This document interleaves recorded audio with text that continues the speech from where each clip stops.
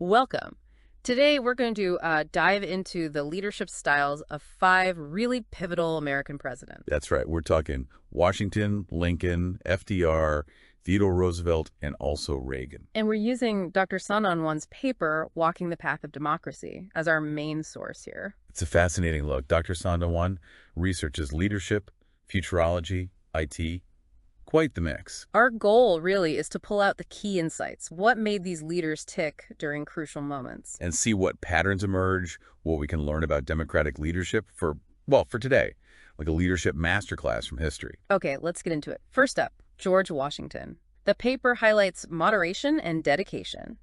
Yeah, and the core idea seems to be how Washington, through his actions, really lived the ideals of the new republic. Can you give an example of that? Well, the big one is him stepping down after 2 terms, voluntarily. Think about that precedent. Right, it wasn't required. He could have stayed. Exactly. It showed putting the public good way ahead of any personal desire for power, essential for establishing trust in the system. Joseph Ellis is quoted saying, Washington embodied the ideals of the republic through his actions. Seems fitting. It really does. Actions over words right from the start. Okay, moving to Abraham Lincoln. The principles here are moral conviction and persuasion. Needed those in the Civil War. Desperately needed them. And Lincoln's approach was, well, quite remarkable. Doris Kearns Goodwin points this out. The team of rivals, putting opponents in his cabinet. Precisely. Talk about embracing different viewpoints for a common goal. That took serious conviction. And his speeches, like the Gettysburg Address. Immense power in just a few words, reaffirming what democracy was all about. Government of the people, by the people, for the people, right in the middle of that terrible conflict, persuasion at its peak. Then we have Franklin D. Roosevelt, FDR, crisis management and public communication. Yeah, the Great Depression, World War II. I mean, talk about crises. How did he manage that sense of hope? Well, policy-wise, yeah, the New Deal, obviously, big structural changes.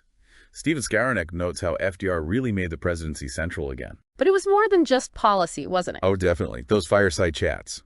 They were revolutionary for the time, speaking directly, almost personally, to millions of Americans. Building that connection, that trust. Exactly. Using communication to build hope and explain things during immense uncertainty. All right, Theodore Roosevelt. Progressive action and executive power. Sounds energetic. TR was definitely energetic. Think trust busting, taking on powerful corporations. He believed corrupt capital is the enemy of freedom. And the national parks, too, right? Yes, a huge legacy. John Lewis Gaddis highlighted how TR balanced this idealism with a very pragmatic use of executive power to get things done. He drove change. Okay, finally, Ronald Reagan. Harmony of ideology and communication. Reagan's era saw major global shifts, like the end of the Cold War. And he's often called the great communicator. Right. Martin Anderson assessed that Reagan combined strong convictions with flexible strategies.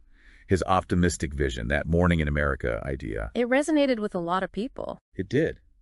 It showed the power of communication linked to a clear, optimistic ideology, driving a sense of national purpose and influencing world events. So Dr. Sandonwan kind of synthesizes all this. He pulls out 3 modern principles. That's right. First, the foundation of trust.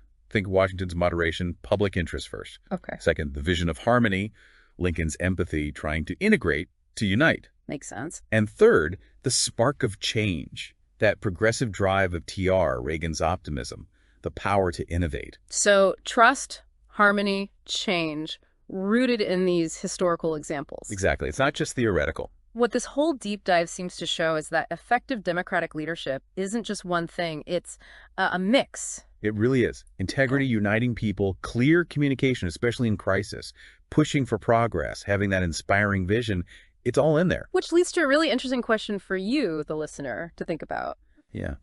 Given these historical examples and these principles, trust, harmony, change, what single quality do you think is the absolute most crucial for leaders trying to navigate today's world? The digital age, all its complexities. Is it building that fundamental trust? Or is it the ability to create harmony, to bridge divides? Or maybe it's that spark, the drive for innovation and change, something to definitely ponder.